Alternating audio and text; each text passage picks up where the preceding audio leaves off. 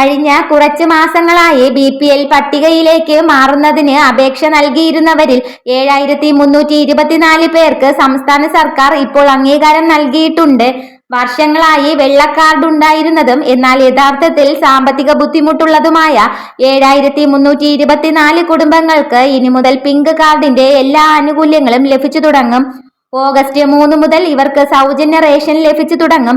പുതുതായി അംഗീകാരം ലഭിച്ചവരുടെ പേര് താലൂക്ക് സപ്ലൈ ഓഫീസുകളിലും അക്ഷയ കേന്ദ്രങ്ങളിലും പ്രസിദ്ധീകരിച്ചിട്ടുണ്ട്. മറ്റൊരു പ്രധാനപ്പെട്ട അറിയിപ്പ്, ജൂലൈ മാസത്തിലെ റേഷൻ വിതരണം സംസ്ഥാനത്ത് ഇപ്പോൾ അവസാന ഘട്ടത്തിലാണ്.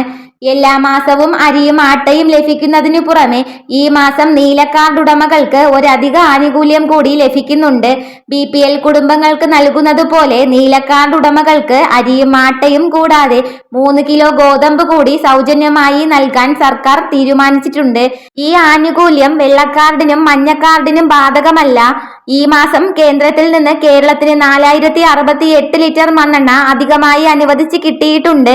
അടുത്ത മാസം മുതൽ അതായത് ഓഗസ്റ്റ് മാസത്തിലെ റേഷൻ വിതരണത്തോടൊപ്പം ഈ മണ്ണെണ്ണയും ലഭിച്ചു തുടങ്ങും. മറ്റൊരു പ്രധാനപ്പെട്ട അറിയിപ്പ്, മലയാളികളുടെ ഏറ്റവും വലിയ ആഘോഷമായ ഓണത്തോടനുബന്ധിച്ച് മഞ്ഞ കാർഡ് അഥവാ AEY കാർഡ് ഉടമകൾക്ക് സംസ്ഥാന സർക്കാർ സൗജന്യ ഓണക്കിറ്റ് വിതരണം ചെയ്യും.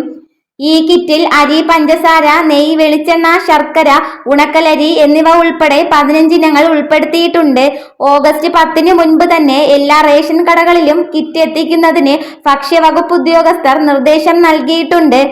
ഇതുപോലുള്ള ഇൻഫർമേഷന് വേണ്ടിയിട്ട് ഈ ചാനൽ ഒന്ന് സബ്സ്ക്രൈബ് ചെയ്യണേ. വീഡിയോ ഇഷ്ടമായാൽ ലൈക്കും അതോടൊപ്പം തന്നെ ഹൈപ്പും ചെയ്യാൻ മറക്കരുത്.